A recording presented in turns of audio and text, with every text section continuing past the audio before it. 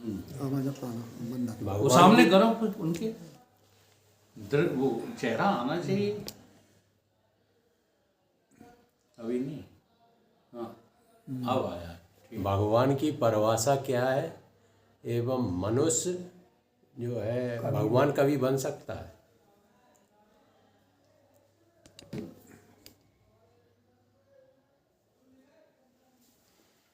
सर्वप्रथम भगवान की परिभाषा क्या है? भगवान किसको कहते हैं? जो सारे ऐश्वर्यों को धारण किए है उसका नाम भगवान है। भगवान ऐश्वर्य होता है। भग का एक दूसरा अर्थ होता है, उधर हमें नहीं जाना है, ठीक है। भगवान ऐश्वर्य, इस सारे जो है ब्रह्मांड के ऐश्वर्य को जो धारण करता है उसका नाम भगवान है। ऐश्वर्य समझते? ये संसार किसकी वजह से है? जिसकी वजह से ये संसार है। वजह माने हेतु। जो अगर नहीं होता तो संसार भी न होता। ऐसे ऐश्वर्य धारण करने वाली सत्ता को भगवान कहते हैं, ठीक है। अब क्या मनुष्य जो है भगवान बन सकता है? और दूसरी भाषा में, वेदांतिक भाषा में भी भगवान की स्थिति को समझ लो। जो निर्गुण निराकार तत्व है, जो ब्रह्म तत्व है, वो ब्रह्म तत्व जब गुण को जो है धारण करता है तो वो सगुण निराकार ईश्वर हो जाता है। देखो, एक प्रश्न तुमने जो किया है ना, बन जाता है, असल में बना बनी नहीं है, वो तो है ही। ईश्वर, ब्रह्म, भगवान और जीव ये बने थोड़े ही हैं। ये तो वास्तव में ज्यों के त्यों हैं। केवल इनको जो है हमें समझना है और समझ करके ये देखना है कि मैं इनमें से कौन हूं। इनमें से मैं कौन हूं? निर्गुण निराकार को ब्रह्म कहते हैं, जिसमें कोई गुण नहीं है, गुणातीत है और जिसका कोई आकार नहीं है, आज तक उसकी कोई आकृति बनी ही नहीं। उस तत्व का नाम क्या है? ब्रह्म है। तो कि इसको जाने कैसे, इसको पाएं कैसे? इसकी समझ जब तुम्हें आ जाएगी, कैसी समझ? कि वो तत्व, वो अस्तित्व कोई और नहीं है, मैं ही हूं। बस इसी का नाम ज्ञान है। और वो तत्व मुझे मिल गया है, वो मेरा जो है आधार है, मैं उसका आधेय हूं। ये आधेय आधार की जो है दीवार जब तक बनी रहती है तब तक हम उस प्रभु, उस ब्रह्म के भक्त हैं, ज्ञानी नहीं। दूसरी चीज है सगुण निराकार। जब यही गुणातीत तत्व गुणों को धारण करता है, अब इसकी जो है महत्ता को समझें आप। एक धारण करता है, एक धरा हुआ है। इसमें हम लोग जो है भिन्नता नहीं कर पाते। आपके ऊपर वजन धरा हुआ है, क्या आप वजन को धारण किए हुए हैं? धरा हुआ है। इसमें भिन्नता समझ में आती है। जैसे आपके शरीर में क्षमता है कि आप 40 किलो जो है वजन धारण कर सकते हैं सिर पर। और दूसरी स्थिति ये है कि 80 किलो आपके ऊपर धर दिया गया है। यद्यपि वो 80 किलो भी जो है आप ले जा सकते हैं थोड़ी बहुत दूर, लेकिन अब धरा हुआ है, अब हम धारण नहीं किए हुए हैं। तो बात समझ में आ रही है? धारण करने का अर्थ होता है भार विहीनता। मुझे उसका कोई भार लगता ही नहीं है। उसको तो कहते हैं धारण किए हुए है, और जो भार से दबा हुआ है वो धरा हुआ है।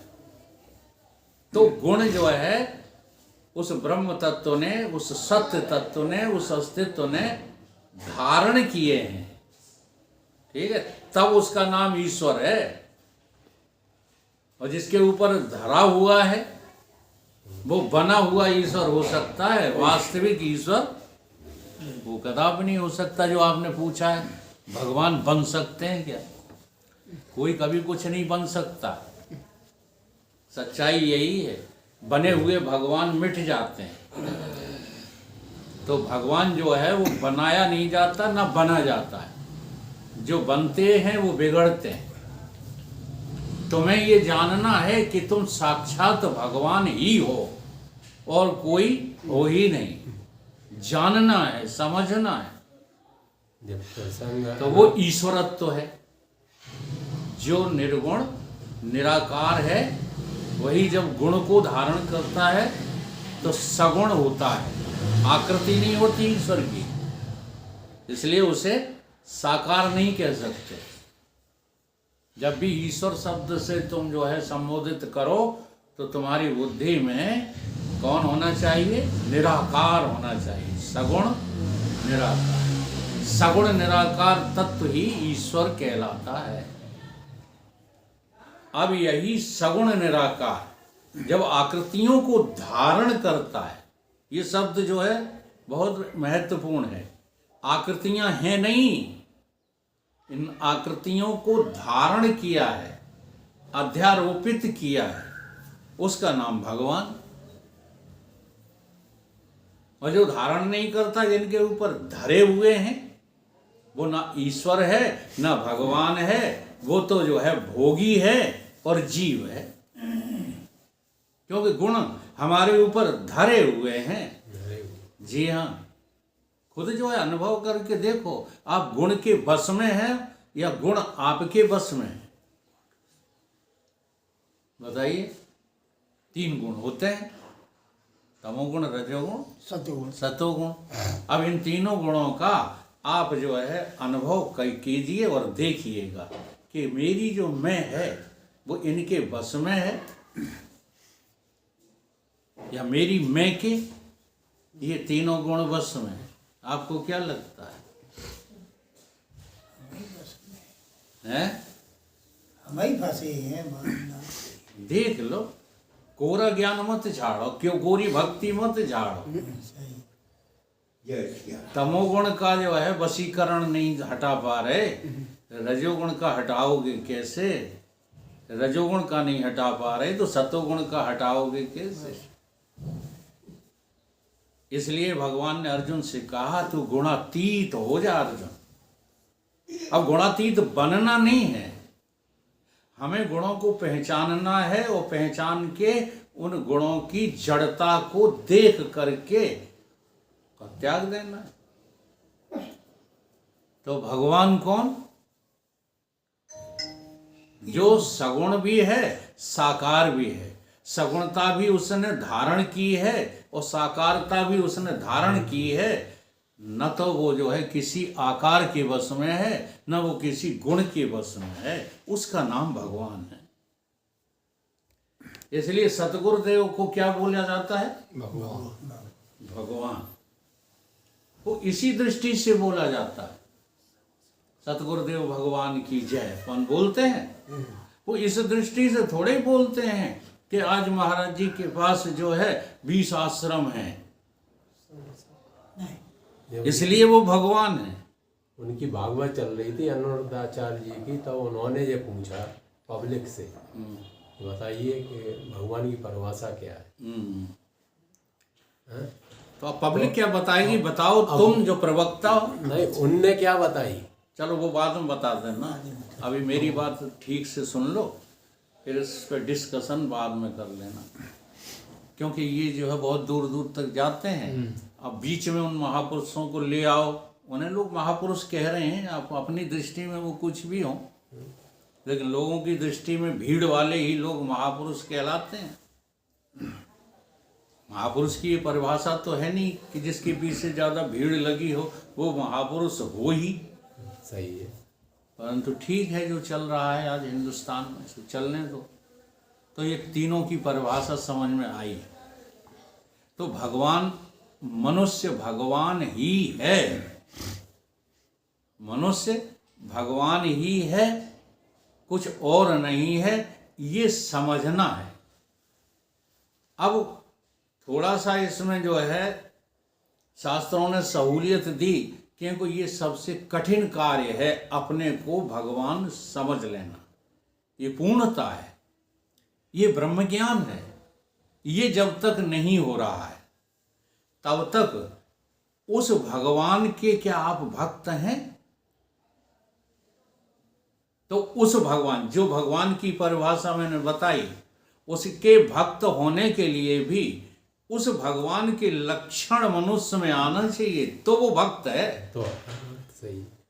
जी हाँ, जैसे इस व्यवहार को भगवान धारण किए हुए हैं, तो भक्त भी त्याग करे जो धरा है उसके ऊपर।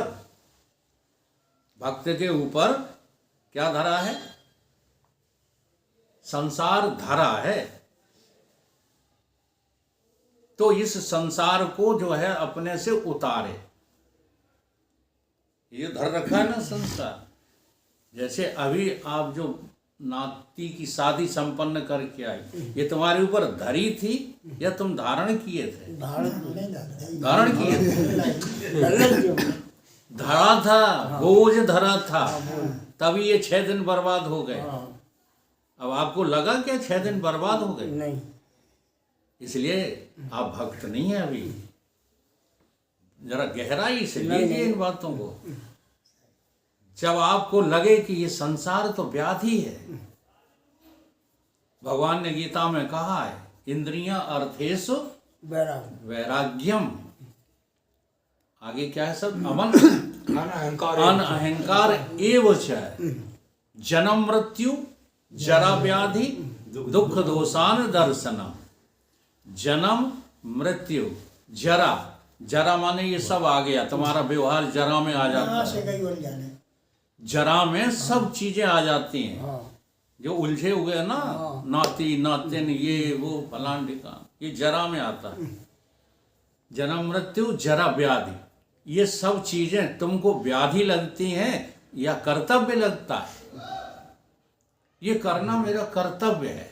कर्तव्य ही लगे रहो कि व्याधि है? नहीं, लगता क्या है? व्याध नहीं लगा। अगर ये व्याध नहीं लगती है तो अभी आप साधना भी नहीं कर रहे, अभी आप भगवान के भक्त भी नहीं हैं। ध्यान करो इन बातों का। भगवान के भक्तों को ये संसार व्याधि लगने लगता है। फिर वो प्रार्थना करता है अपने इष्ट देव से कि हे प्रभु, ऐसी कृपा करो कि ये संसार हमको व्याधि लगने लगे।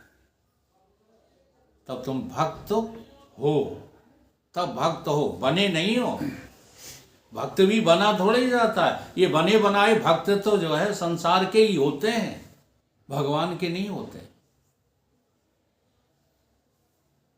तुम भक्त हो, जैसे तुम भक्त हो तुम्हें पता लग जाए तो अपना पूरा का पूरा ले जाकर के उनके चरणों में डाल दो, तो आप ही भगवान।